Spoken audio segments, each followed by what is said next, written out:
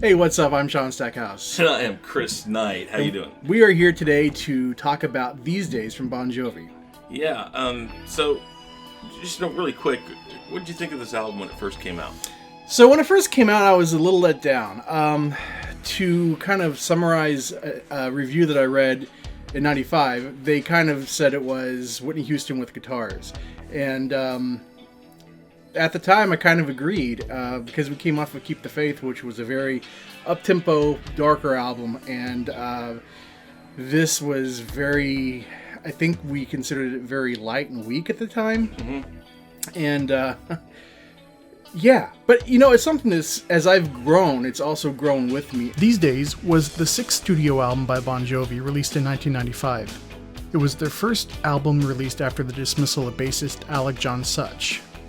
At the time of release, the album was a commercial hit in Europe and Japan. The album debuted at number 1 in Japan with sales of over 300,000, becoming the fastest-selling album by a non-Japanese act in history. In the UK, These Days replaced Michael Jackson's History at number 1 for 4 weeks on the UK album charts.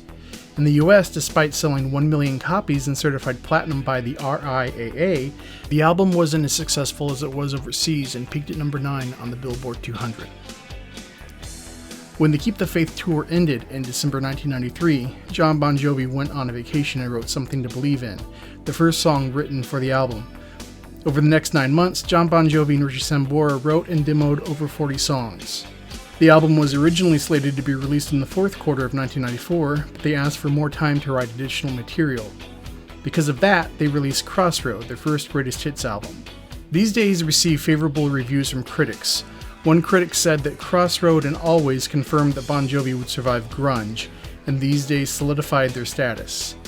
The reviews singled out Hey God, Lie to Me, and Something to Believe In as album highlights, and stated that the album was arguably the band's finest material to date.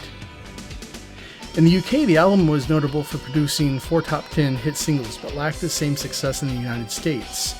Entertainment Weekly said the group happily forsakes conventional corporate rock and roll for a loud kind of adult pop. Think Whitney Houston with guitars.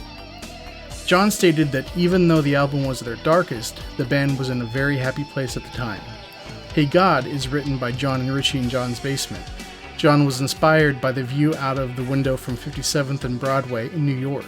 Something for the Pain was the most difficult to record, said John. My Guitar Lies Bleeding in My Arms was from a writing session where they were hit with writer's block. Taking a cue from the opening line of Bed of Roses, sitting here wasted and wounded, instead of putting the pen down, John wrote about his experience.